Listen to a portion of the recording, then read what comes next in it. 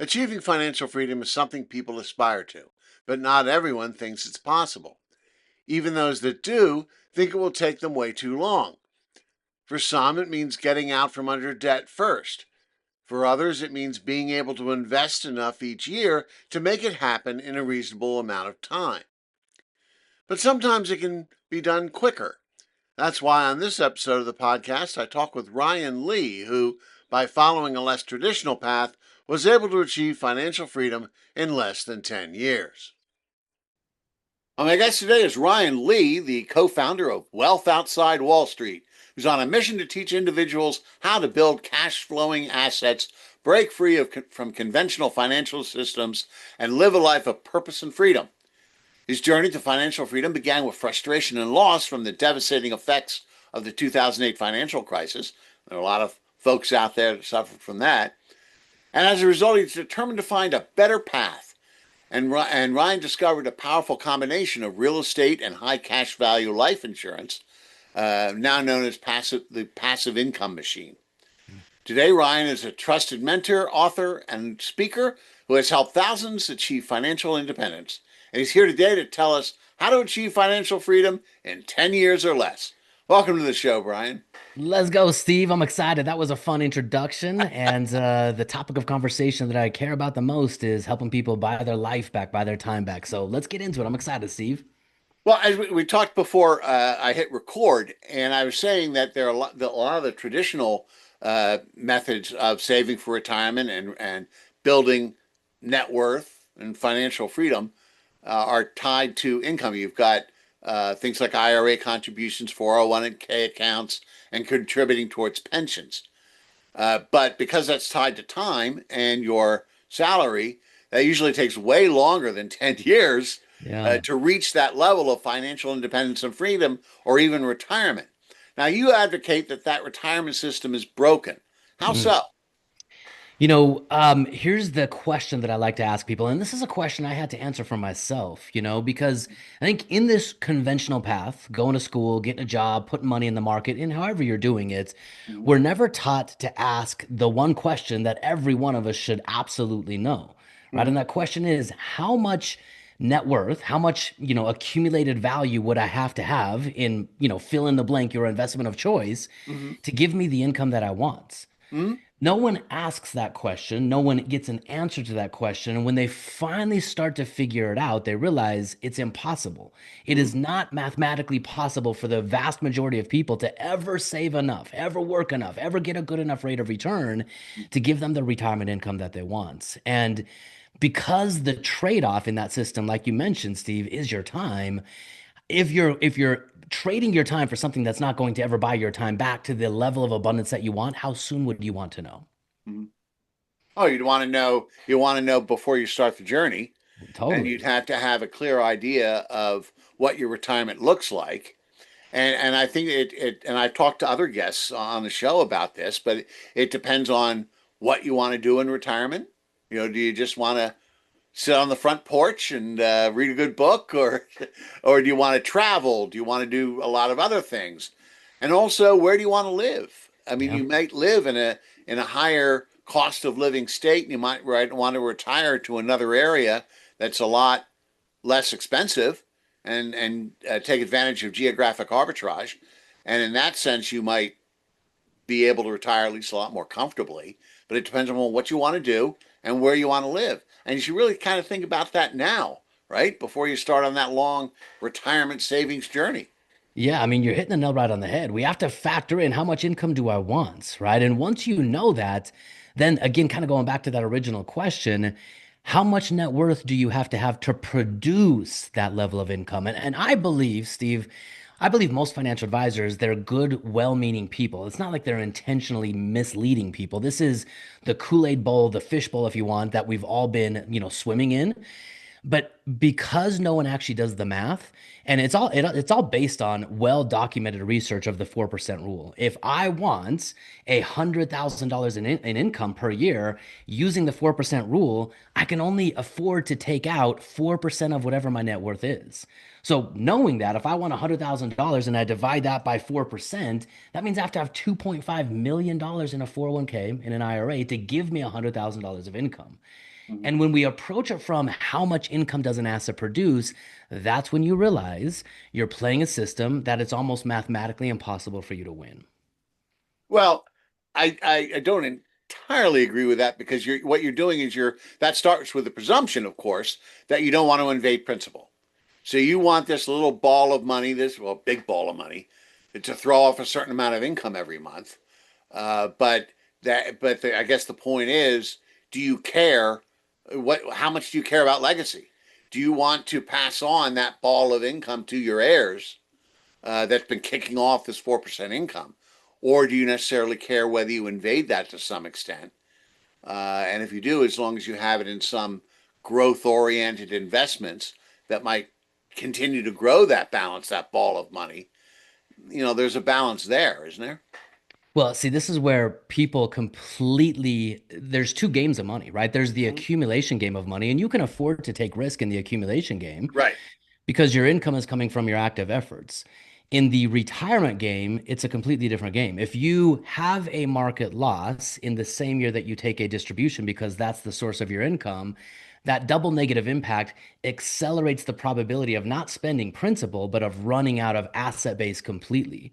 So Mm. the 4% rule is a mathematical rule to give you the highest probability of not just spending principal or not just spending interest, but not running out of all assets Mm. over your life expectancy in retirement. So 4% is not interest only. That's complete distribution, giving you a probability of not running out of money before you run out of time. Right. Okay. So yeah, I mean, most people were taught, hey, put money in this account, measure my rate of return, grow my net worth. I can afford to take risk. The market always comes back. And that's all right. That's all Mm. correct thinking. But the rules change when you cross over the proverbial retirement mountain from going up the mountain to now coming back down.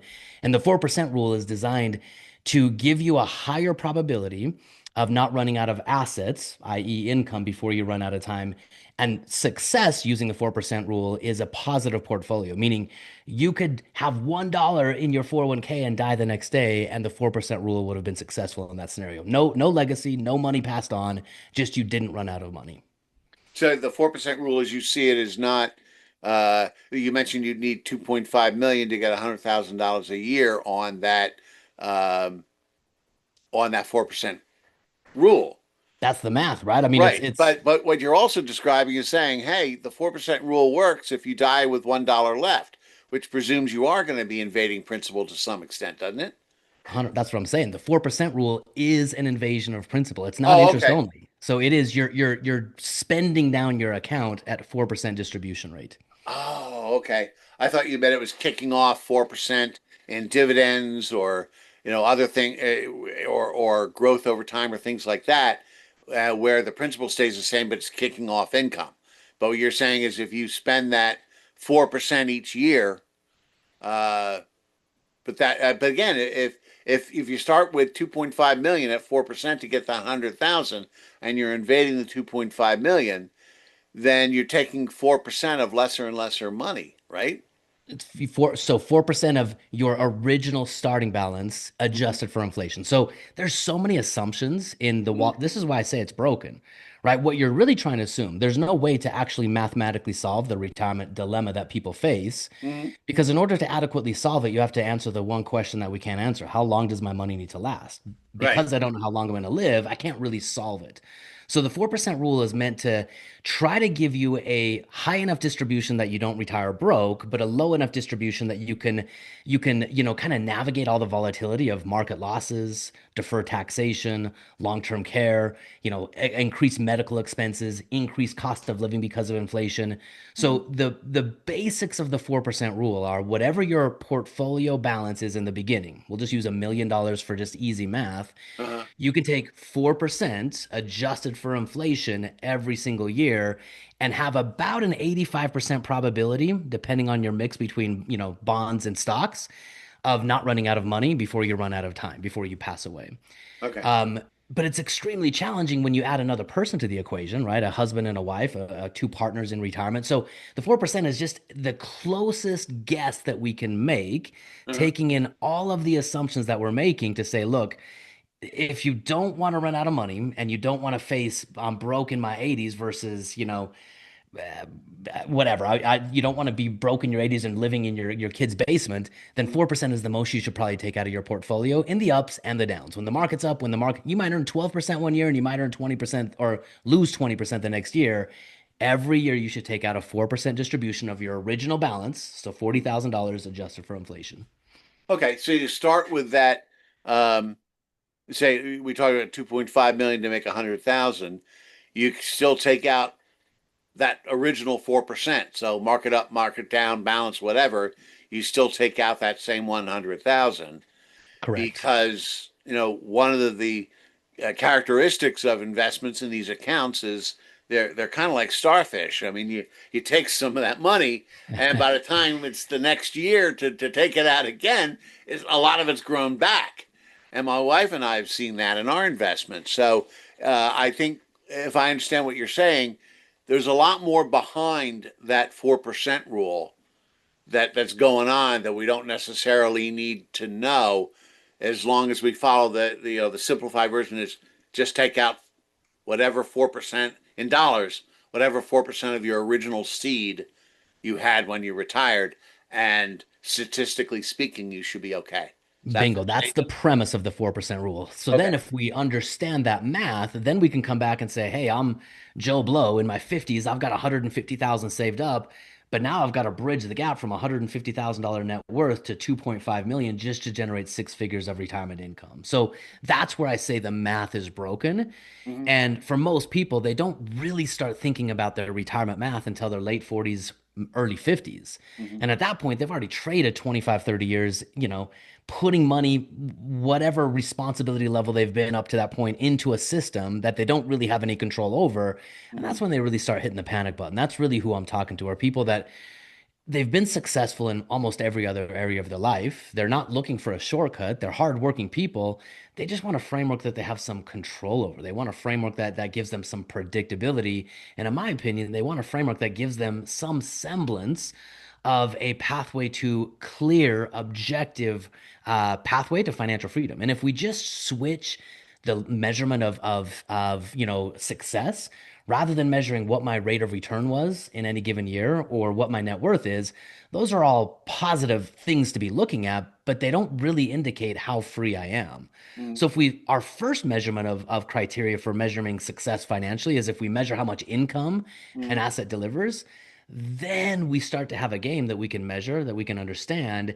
Now we're playing the game of cash flow, not net worth, and it's a completely different game. What where it also kind of breaks down is just when you're dealing with a 401k contribution or a pension contribution, that's a function of a percentage of your salary. So the amount that you're able to save, and of course taking into account matching funds in a 401k, but that's still tied to what your income is. Hmm. And an IRA actually has a hard stop, a hard limit of X number of dollars that you can put in no matter what. So really, you have that limitation to income that kind of holds you back. So if you're going to, as I understand it from what we've discussed, is you need to go further than that. You need to go further than what your current salary is and what your time is to other forms of investments that can create value and fill that gap, right? 100%, Basically Steve. passive income. You got it. And you kind of hit my story a little bit. This is how I found what I currently do. Like so many people, I grew up in a wonderful place, a wonderful home. I had great parents, great mentors. I went to college. I got my first job. I started saving for my, in my company sponsored 401k. I got the free match. I thought it was free money. And, in the beginning it seemed great, right? And, the further I got into my corporate path for myself, I realized I was making trade-offs. Now, life is a game of trade-offs. So it's not like trade-offs are bad. It's just understanding what you prioritize. But for me, I was started making trade-offs with the things I really cared about in the pursuit of making more money so I could save more money so I could hopefully retire earlier. I couldn't see myself grinding out the corporate world until 65. And so, over the first 4 or 5 years of my corporate career, little teeny trade-offs started adding up into bigger trade-offs, which started adding up into bigger trade-offs. And I found myself living in a different state than my family. I found myself completely tied to my cell phone, managing geographies and teams. I was making great money and I was saving great money, and I had this goal in the back of my mind. I'm going to retire early. I didn't know what that meant. I just thought I could outwork the normal problem, work harder, save more, and the market would do the trick. And I remember, Steve, for me in 2008, I learned a lesson. Everyone learned a lesson in 2008, but here's the lesson I learned. In 2008, as I watched my 401k, my IRA, and my brokerage account, I had crested about $100,000 in net worth. And after everything was said and done, I was down to about $28,000 after the 2008, kind of hit its bottom for me. Mhm. And I remember thinking to myself, that just wiped out basically the last 5 years of my efforts. Now, to the point, the market definitely came back for sure, right? It came back, but I realized I couldn't keep trading my life and making these trade-offs for a game I had no control over. And I'm grateful for this, Steve, because I was fairly new in the corporate world when 2008 happened. And I remember I had a window into my future. I was kind of modeling my life after the vice presidents in my company, trying to become like them, make that money, get that corner office, do those things. And, I didn't really admire their lives, but I admired the amount of money they made. And I thought if I made that money, I could save that money, I could then retire early.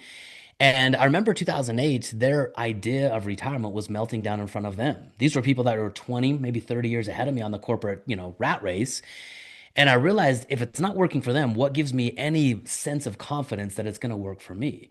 And, then that brings in the definition of insanity.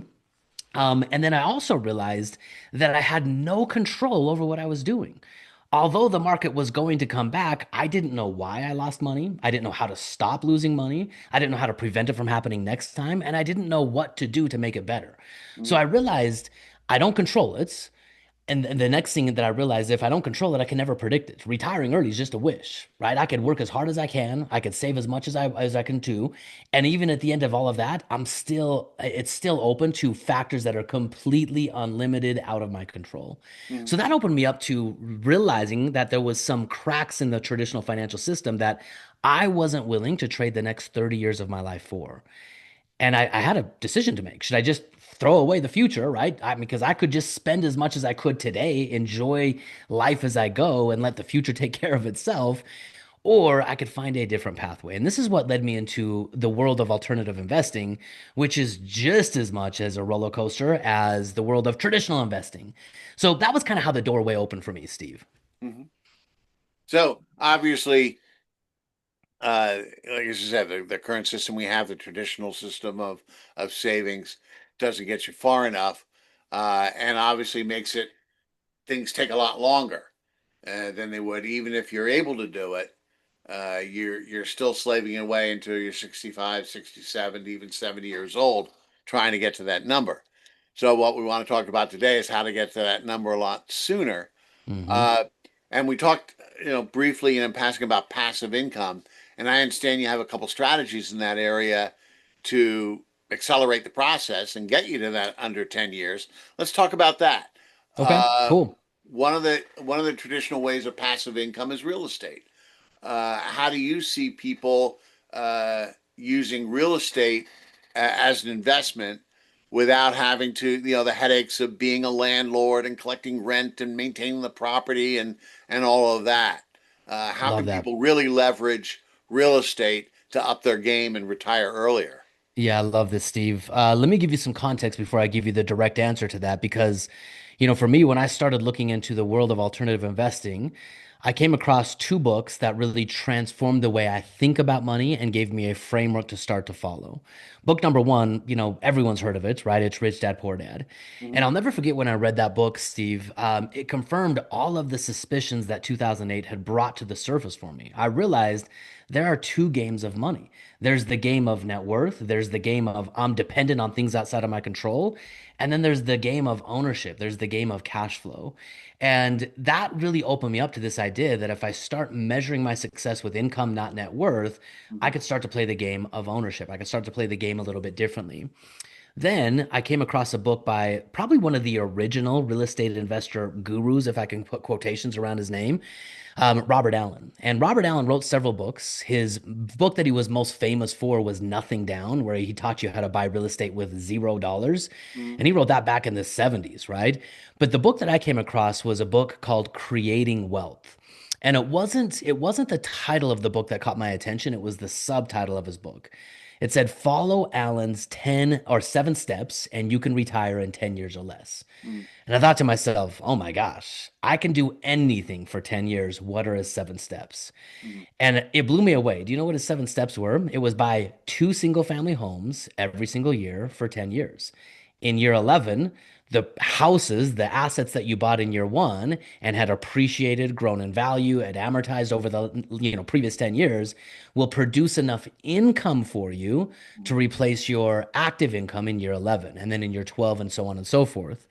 And that set me off down this path. And Steve, what I learned in this path was some really amazing things. Okay. I learned number one, the way you measure financial freedom or retirement. I mean, this is the game. This brings us right back to the question we were talking about in the beginning. Mhm. Once I know how much income my assets deliver, and I compare that with my desired expenses, whatever I want my retirement to be, then I'm financially free. It's cash flow greater than expenses. That's the definition, or that's how we measure it. So I got into the game of real estate. I bought 3 properties. Now, Steve, the first property I bought, I'll be honest with you, I used to sell medical equipment back in the day for a company. I bought my first property and I walked around with my chest all puffed out. I'm like, I'm a real estate investor. I mean, you guys are messing around in the market. I'm a real estate investor. Move over Grant Cardone, move over Trump or whoever you think is a good real estate investor. Here I come, right? First property. Second property, I started to have a little bit of a panic attack. And by my third property, I had a full blown, like legit anxiety attack because here's what I had realized over 3 properties. I have a full-time career. I mean, I'm easy spending 50, 60 hours a week traveling the country, dealing with teams, selling medical equipment. It's a lot of stress. And buying 3 properties and managing 3 properties was a part-time job. And Steve, guess what, man? I'm the worst property manager in the entire world. I can't fix anything. If someone called me up and said, I can't pay my rent, I would just cry on the phone with them and say, no big deal, stay in the house, I'll pay it for you. I was the worst. And the third property that I bought it over Mother's Day weekends. And I came home and I'll never forget. I should be celebrating my wife because she's an amazing mother. And she's like rubbing my back saying, honey, you could do this. I mean, what's your problem? You're like melting down on the kitchen floor here. And I realized I'd gone as far as I could. I could not go any further. I could not get to 20 properties. I could not scale a portfolio because it took so much stress and effort and time to find properties, to rehab properties, to get them rent ready, to secure a tenant, then to just manage the tenant. That was a whole other job on top of that. So I found myself in a position where I couldn't go any further. Now, this is where I had to start again. I think the power of our life is really defined by the questions we allow ourselves to ask, right? I could have said Kiyosaki and Allen, they're scams, they're bums, right? They did me wrong. But I realized I know there's people making money in real estate. I know there's people that have achieved financial freedom. If you just want to believe one of the arbitrary, vague stats, 90% of all self-made millionaires all own real estate. It's an asset that everyone has in common. So Mhm. how can I do it in a way that honors what I'm really trying to achieve? And Steve, this is what opened up for me. Financial freedom is measured with cash flow, but it's experienced with time. I didn't get into real estate because I love real estate. I got into real estate because I wanted to start to buy my time back. And after 3 properties, I realized I was trading more time than when I started, and I was further away from financial freedom. So, what I really started looking at doing is how can I build a system to where someone finds property for me? They rehab property for me. They acquire property for me within a framework that I know makes mathematical sense. They manage property for me, and I deal with the main numbers that matter, P and Ls, profit and loss. Mm. And I manage a system, not work a process.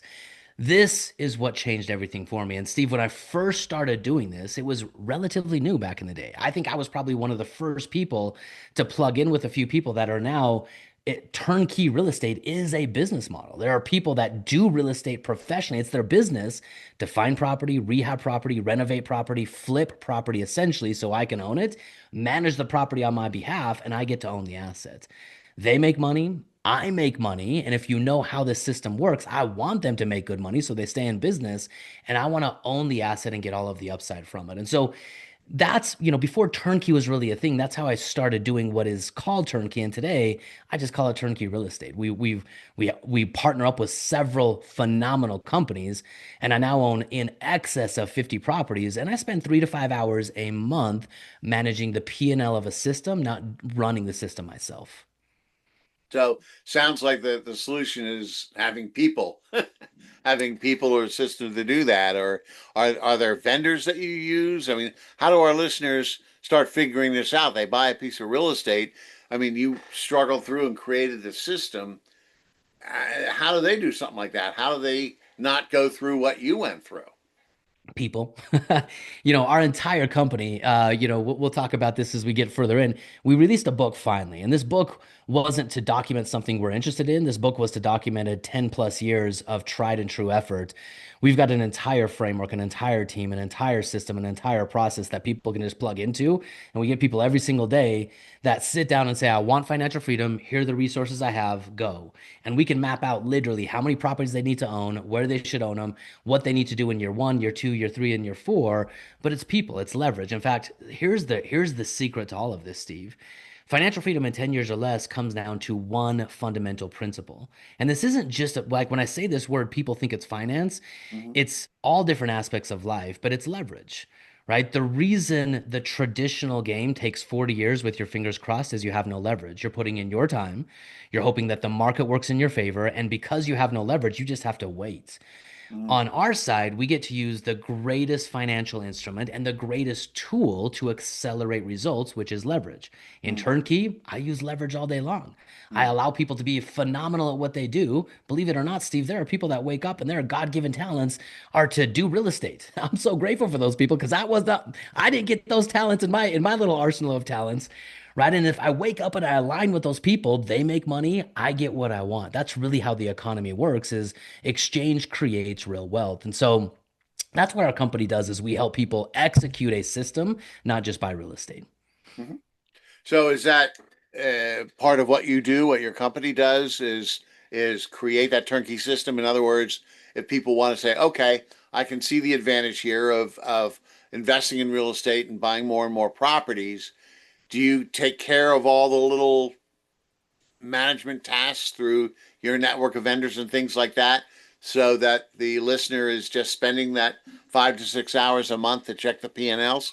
That's it, man. Yeah, we bring everything to the table from tax strategy to income strategy to individual game plan strategy to the assets, everything someone needs to become financially free in 10 years or less. And obviously, I modeled our system off of the path that I went through. Mm-hmm. After turning the corner on those three properties, I then went from three properties to 17. And I did it over the next 4 years. I did it with less time, with less stress, far less stress. And I walked away from a six-figure corporate career in about 5 years of having read Rich Dad Poor Dad and Robert Allen's book. Now I had to implement many of my own systems because those just talked about, the frameworks and I had to do it. And so when I walked away from the corporate world, most people said I was crazy. I walked away at 31. I left a 401k on the table. I walked away from a six-figure salary. I walked away from, the track of becoming an area vice president at some future point. Mm-hmm. But there were a few people in that group of, cohorts, a group of coworkers that I had that said, "Hey, how did you do that? And can you show me too?" Mm-hmm. And so from that point all the way to today, I've just been helping people, showing people, helping people in all walks of life where they're just starting out or they're in their 60s or 70s or oftentimes in between those two extremes. Achieve financial freedom in 10 years or less. And it does come down to a repeatable system where we start with the end in mind, right? I don't care what your net worth is. I don't care what your rate of return is. I care how much income an asset produces. When I compare that with the life you want to live, and especially if I can sprinkle in real tax advantages, which is what really comes with real estate, not tax deferrals like a 401k, but I can eliminate taxes from my income Mhm. with the right strategy. When I can do that, achieving financial freedom, it's not easy, but it's doable in 10 years or less. Mhm.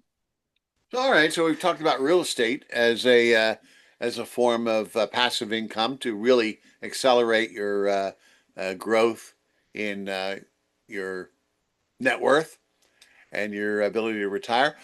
You also mentioned that there are ways to use insurance in that regard, and I've had a couple guests on the show to talk about sort of the buying and selling of insurance policies.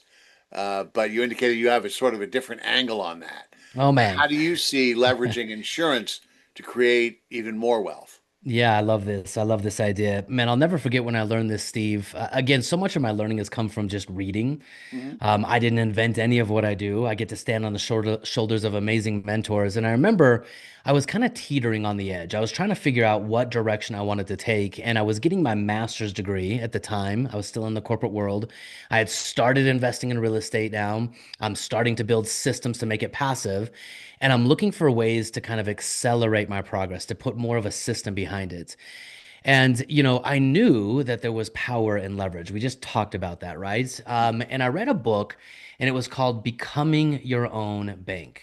I didn't know what the heck that meant, but I read this book called Becoming Your Own Bank. And the author, who's now since passed away, his name was Nelson Nash. And he talked about a strategy where the wealthy, and I can share with you legitimate examples of people we all know today that are using this exact same strategy, and it'll blow your mind. But he talked about how the wealthy, they understand and they control the most powerful and profitable business model in the world, and it's banking, right? We all know that banking rules the world, and we all just think, ah, that's for the wealthy, not for me. But individuals can actually replicate a banking process using overfunded whole life insurance.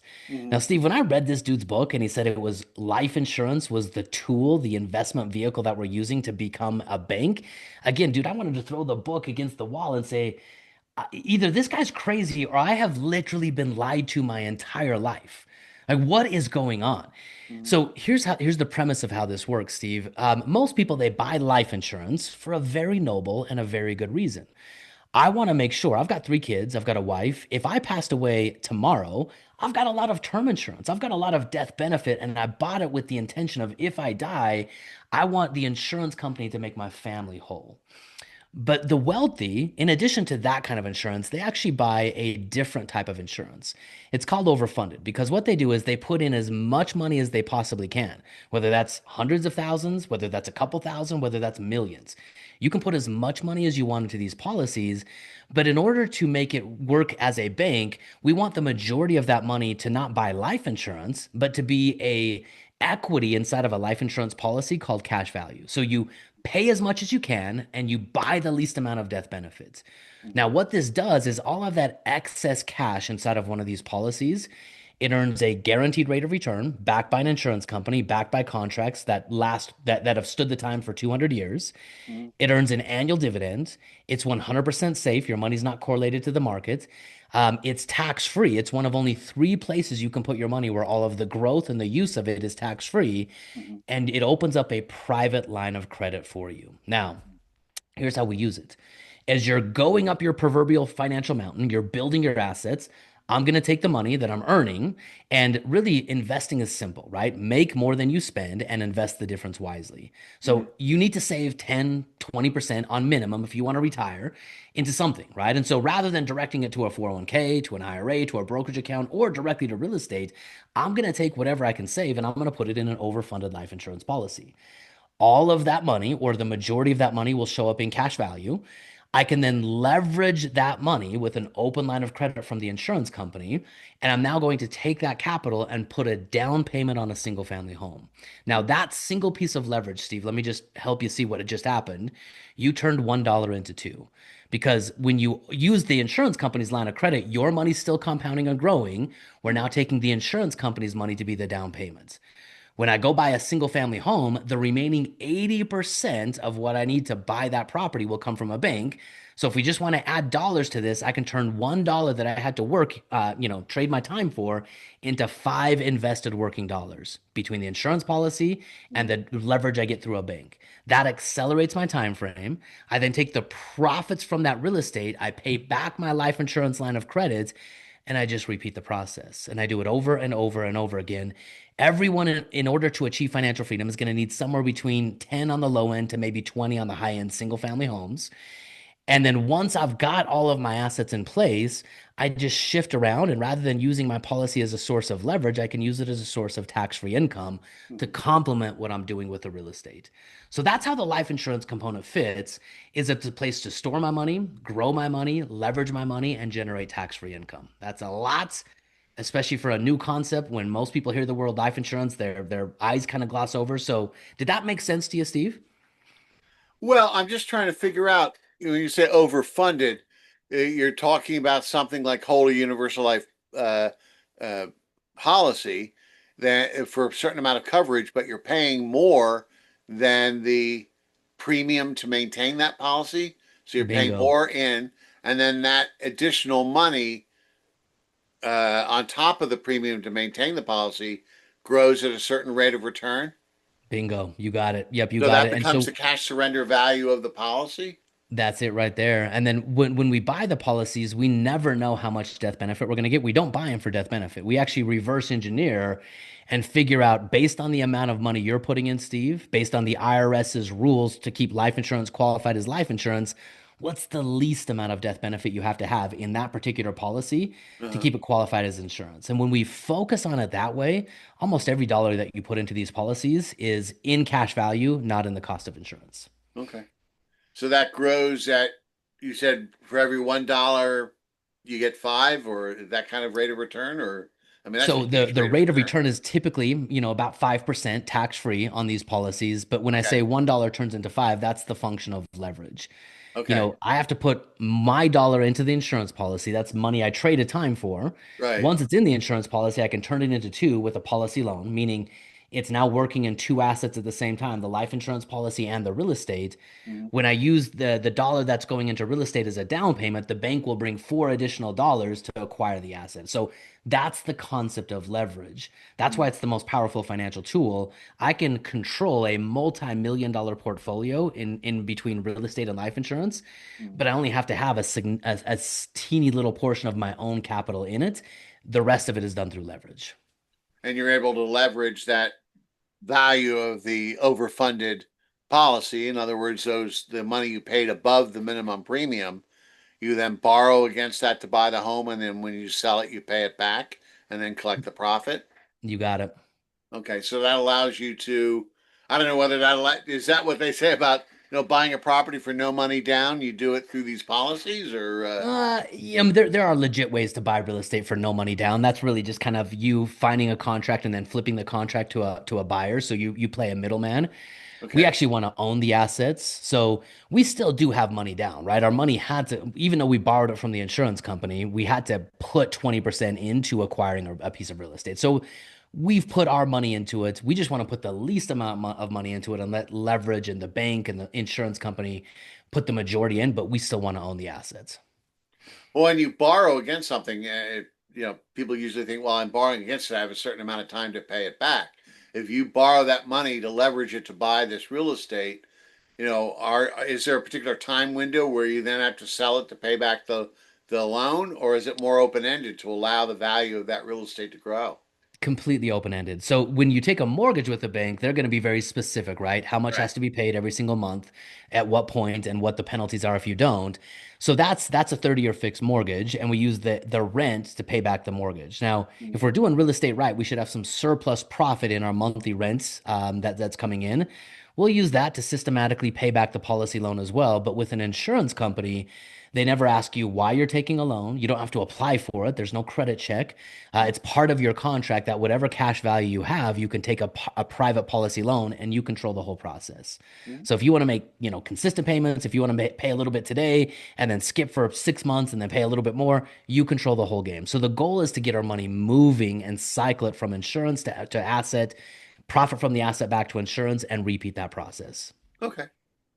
And this is something that you do as well. We talked about that you handle the heavy lifting for the real estate investments. I assume that people that work with you, you'll help them with the insurance policy end of it to come up with the capital to buy the properties. Totally. Here's the real secret sauce of what we do, Steve. Mm-hmm. I think most people they look at the world of investing as a series of products, right? I need a little bit of this, I need a little bit of that, I need a little bit of this other thing, and hopefully all of these things will add up to maybe I'm financially free. Mm-hmm. There's probably some truth to that. But what we do is we actually build game plans. That's really what we do. Now, yes, we bring products to the table, but maybe insurance isn't right for you, right? Mm-hmm. What we want to do is we want to get super clear on what are we trying to accomplish? What does success mean with our money? That's where we're going. That's our North Star. Then we want to get absolutely clear on where you're starting from today. What are your resources? What are your time frames? What are your goals and objectives?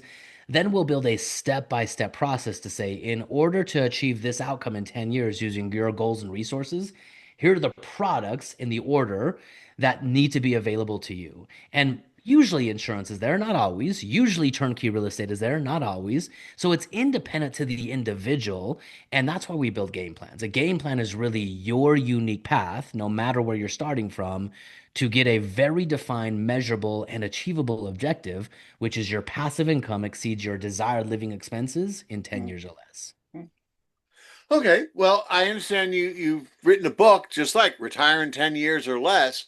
Tell us about your book. You just came out with it, didn't you? Yeah, I did, Steve. You know what? And I appreciate you mentioning that. I'll be honest with you. This is 10 years. It's my life work. It's 10 years worth of lived experience. Obviously, my story's in the book, but more importantly than that, like I said, when I first left the corporate world, I was walking away and I was leaving because I was in pain. I knew I didn't want that, Mm-hmm. but I never really considered what was next. And as I started helping people with money, I'll never forget the very first person. His name was Dr. Wes Brown. And he was a person who was in his 50s. He'd done everything quote unquote right. I mean, he was a doctor, had made good money, had money in 401ks, but he realized and knew it wasn't going to be enough to retire to the life that he wanted. And rather than, just keep putting money to a system that he knew wasn't working, he then came to me and said, "Hey, how would you do it if you were me?" And I mapped out a little plan for him saying, "Hey, based on what you have, here's how I would do it." And over the next, 3 years, I watched his life radically transform. It was so fun. I watched him walk away from the medical profession. He loved singing. He sang for 8 years in a choir, traveled the country and just sang for fun. It was so fun watching. So, he was one of them, but I had so many more people asking me, "Hey, how would you do it if you were me?" And so I started helping people and coaching people. This then grew into a community, and a community grew into a team, and a team grew into, man, we've helped a lot of people. And so when this book came out, I really feel like it was my story, but more importantly than my story, it was our story. Our company's called Wealth Outside Wall Street. Mm-hmm. And our objective is anyone can achieve financial freedom in 10 years or less using the system that I described today. And so that book, it's exactly that. I went back to my original mentors. I said, "Hey, you guys taught me everything." So I co-authored it with Robert Allen. He's the author of Creating Wealth. And then Robert Kiyosaki is all throughout the book. He's in the forward. We also built an online education portal with this book. He's in the education portal. So you get the lessons and the knowledge and the mindset of two people who've been doing it for, I mean, each one of them 50 plus years. You get a framework and a toolkit exactly how you can do it. And that's really what the book is about. It's a framework to set people free. So how can people get a copy of the book? Well, one of two ways, okay? One of two ways. You can go directly to Amazon and just look it up there, retire in 10 years or less. Or we also have our own website where we sell the book on our own. We give you way more freebies, way more benefits, way more bonuses. So you can go to retirein10, the number 10 years.com/book. And either way, you can get the book there. It'll come with a comprehensive companionship course with calculators, tools. You can literally track and build your own path to seeing what's possible for you using this framework. Great. All right, and how can people get in touch with you if they want to work with you to build their wealth this way? Yeah, if you buy the book on retirein10years.com/book, we give you an opportunity for a game plan. And that game plan is no cost, no obligation. but it's my favorite thing to do in the world. We step into your world. I just pretend like you made me king for a day. And being king for a day in your world, I just show you what I would do if I were you, given your goals and given your resources using this framework. So retireintenyears.com/book is probably the best way to get in touch with me. But you can follow me on YouTube, wealthoutsideWallStreet.com. You can follow me on Instagram, Facebook, the Ryan D. Lee.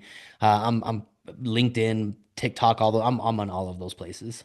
All right. Well, we'll get all those links into the show notes so folks can take a look at that. And so it sounds like the getting the book is the best portal into what you do. So Yeah. that's probably the first step they should take.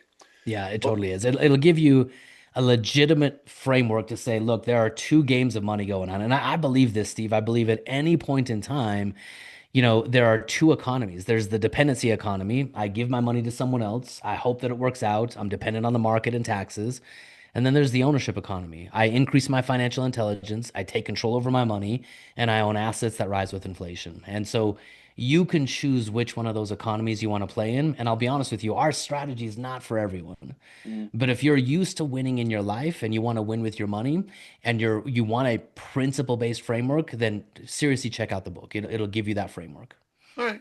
Well, great. We'll get those, like I said, we'll get the links into the show notes so folks can reach out to you, get the book, and see if you can help them. But I appreciate you coming on the show, Ryan.